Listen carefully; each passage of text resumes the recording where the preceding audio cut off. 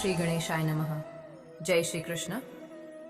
મિત્રો, તમારું ફરી એકવાર સ્વાગત છે આપણી પોતાની ડિજિટલ ખેડૂત યુટ્યુબ ચેનલ પર. સાવધાન, આગામી 3 માર્ચ 2026ના રોજ આખું વિશ્વ એક એવી ખગોળીય ઘટનાનું સાક્ષી બનવા જઈ રહ્યું છે જે છેલ્લા 122 વર્ષમાં નથી બની. જી હા મિત્રો, આ વખતે હોળીની પવિત્ર રાત્રે જ આકાશમાં બ્લડ મૂન એટલે કે લોહી જેવો લાલ ચંદ્ર દેખાશે. આ કોઈ સામાન્ય ગ્રહણ નથી, પણ વિધાતાના લેખ બદલી નાખનારો સંયોગ છે. શું તમે જાણો છો કે આ ભયંકર ચંદ્રગ્રહણ પછી કઈ 5 ભાગ્યશાળી રાશિઓ કરોડપતિ બનવા જઈ રહી છે? શું તમારી રાશિ આ લિસ્ટમાં છે? જો તમે ગર્ભવતી મહિલા છો અથવા તમારા ઘરમાં નાના બાળકો છે તો આ વિડીયો સ્કીપ કરવાની ભૂલ ન કરતા. અને હા, વિડીયોના અંતે હું એક એવો ચમત્કારી મંત્ર બતાવીશ જે ગ્રહણના સમયે બોલવાથી ગમે તેવું દેવું હશે તો પણ તેમાંથી મુક્તિ મળી જશે. મિત્રો, જ્યોતિષ શાસ્ત્ર મુજબ જ્યારે સૂર્ય, પૃથ્વી અને ચંદ્ર એક જ સીધી રેખામાં આવે છે ત્યારે ચંદ્રગ્રહણ થાય છે. પણ 2026નું આ પ્રથમ ચંદ્રગ્રહણ એટલા માટે ખાસ છે કારણ કે તે હોળી અને પૂનમના દિવસે જ લાગી રહ્યું છે. વૈજ્ઞાનિકો તેને ટોટલ લ્યુનર ઇક્લિપ્સ કહી રહ્યા છે. ભારત સહિત એશિયા, યુરોપ અને આફ્રિકામાં આ નજારો સ્પષ્ટ દેખાશે. મિત્રો, વિડીયોમાં આગળ વધતા પહેલા મારે જાણવું છે કે મારા કેટલા દર્શકો ભગવાન શિવમાં અતૂટ શ્રદ્ધા ધરાવે છે. જો તમે મહાદેવના સાચા ભક્ત હો તો અત્યારે જ કોમેન્ટ બોક્સમાં જય ભોલેનાથ લખો. જોઈએ આજે કોમેન્ટ સેક્શનમાં કેટલા શિવ ભક્તોની હાજરી પુરાય છે. નોંધી લેજો, આ સમય 3 માર્ચ 2026 મંગળવારના રોજ ગ્રહણનો પ્રારંભ થશે બપોરે 2:14. ગ્રહણનો મોક્ષ એટલે કે પૂર્ણ થશે સાંજે 7:53. સૂતક કાળ. શાસ્ત્રો મુજબ ગ્રહણના 9 કલાક પહેલા એટલે કે સવારે 6:20 થી લાગી જશે. સૂતક કાળમાં પૂજા પાઠ, ભોજન અને શુભ કાર્યો વર્જિત છે. આ સમયે હોળી દહન ક્યારે કરવું? યાદ રાખજો, સાંજે 7:53 પછી સ્નાન કરીને જ હોળી પૂજન કરવું ફળદાયી રહેશે.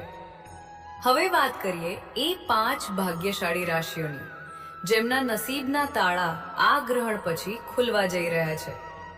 મિત્રો, શું તમે પણ ઈચ્છો છો કે 2026માં તમારું ભાગ્ય ચમકે? અમે દરરોજ શાસ્ત્રો અને જ્યોતિષ આધારિત આવા જ સચોટ વિડીયો લાવીએ છીએ. જો તમે હજુ સુધી નીચેનું લાલ બટન સબસ્ક્રાઇબ નથી દબાવ્યું તો તમે ખૂબ મોટી તક ગુમાવી રહ્યા છો. અત્યારે જ જોડાઈ જાઓ અમારા પરિવાર સાથે. મિત્રો, આગળ વધતા પહેલા એક ખાસ વાત ધ્યાનમાં રાખજો.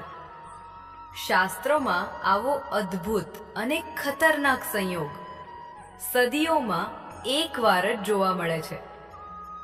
ફાગણ મહિનાની પૂનમ, હોળીનો પવિત્ર તહેવાર, અને તેમાં પણ લોહી જેવો લાલ ચંદ્ર. આ ત્રિવેણી સંગમ પૃથ્વી પર એક પ્રચંડ ઉર્જા ઉત્પન્ન કરવાનો છે. આ ઉર્જા રાતોરાત કોઈને રાજામાંથી રંક અને રંકમાંથી રાજા બનાવી શકે છે. ડિજિટલ ખેડૂત ચેનલના માધ્યમથી અમારો હંમેશા એ જ પ્રયાસ રહે છે કે તમારા સુધી સૌથી સચોટ અને સાચી માહિતી પહોંચે, જેથી તમે આવનારી આફતોથી બચી શકો અને ગ્રહોના શુભ પ્રભાવનો પૂરો લાભ ઉઠાવી શકો. તો ચાલો હવે બિલકુલ સમય બગાડ્યા વિના જાણીએ એ નસીબદાર રાશિઓ વિશે. પહેલી નસીબદાર રાશિ છે મેષ. મિત્રો, મેષ રાશિના જાતકો માટે આ ચંદ્રગ્રહણ ભાગ્યના દ્વાર ખોલનારું સાબિત થશે.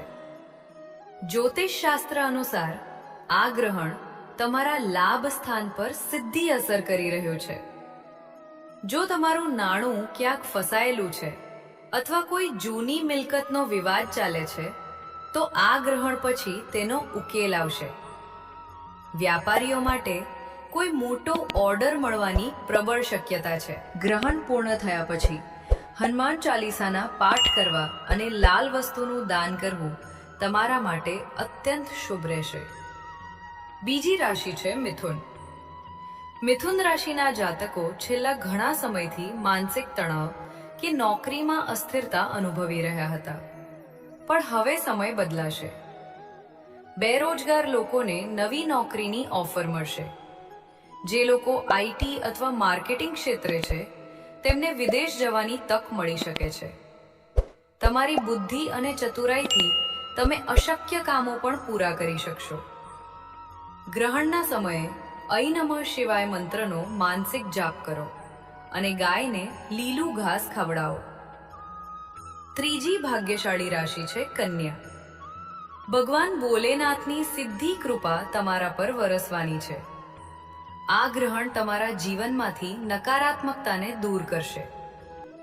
જો તમારા વિરોધીઓ તમને હેરાન કરતા હતા તો તેઓ હવે આપમેળે શાંત થઈ જશે. જે દંપતીઓ સંતાન સુખથી વંચિત છે તેમને આ હોળી પછી સારા સમાચાર મળી શકે છે. કોર્ટ કચેરીના કામમાં તમારી જીત થશે. ગ્રહણ પત્યા પછી પક્ષીઓને ચણ નાખવા અને દેવા પછી પક્ષીઓને ચણ નાખવી અને ગરીબોને અનાજનું દાન કરવું. ચોથી રાશિ છે ધનુ. ધનુ રાશિના જાતકો માટે આ બ્લડ મૂન આરોગ્યનું વરદાન લઈને આવ્યું છે. જો તમે લાંબી બીમારીથી પરેશાન હતા તો આ સમયે તમારી રોગ પ્રતિકારક શક્તિ વધશે. સમાજમાં તમારું કદ વધશે અને લોકો તમારી સલાહ લેતા થશે. પિતૃક સંપત્તિથી મોટો આર્થિક લાભ થવાના યોગ છે. ગ્રહણ દરમિયાન મહામૃત્યુંજય મંત્રના જાપ કરવા, તેનાથી શારીરિક પીડાઓનો નાશ થશે. પાંચમી અને અંતિમ રાશિ છે વૃશ્ચિક. આ રાશિના જાતકો માટે ચંદ્રગ્રહણ આત્મબળમાં વધારો કરનારું રહેશે. મનમાં રહેલો અજ્ઞાત ભય દૂર થશે. જો પરિવારમાં અણબનાવ ચાલતો હતો તો હોળીની આ પવિત્ર રાત્રિથી સંબંધોમાં મીઠાશ આવશે. ભાગીદારીના ધંધામાં તમને અણધાર્યો નફો થશે. મહાદેવને જલ અભિષેક કરવો અને સફેદ વસ્ત્રો કે ચોખાનું દાન કરવું. મિત્રો, શું તમારી રાશિ પણ આ 5 ભાગ્યશાળી રાશિઓમાં છે? તમારી રાશિનું નામ નીચે કોમેન્ટમાં લખો. જો તમારી રાશિ આમાં નથી તો ચિંતા ન કરો. હું વિડીયોના બીજા ભાગમાં બાકીની રાશિઓના ઉપાયો પણ જણાવવાની છું. ગ્રહણ દરમિયાન ગર્ભવતી મહિલાઓએ ધારદાર વસ્તુઓ જેમ કે ચપ્પુ કે સોયનો ઉપયોગ ન કરવો. તુલસીના પાન ભોજનમાં રાખવા. ગ્રહણ પત્યા પછી દાન કરવાનું ભૂલતા નહીં. એ નમઃ શિવાય મંત્રનો જાપ કરતા રહેવો.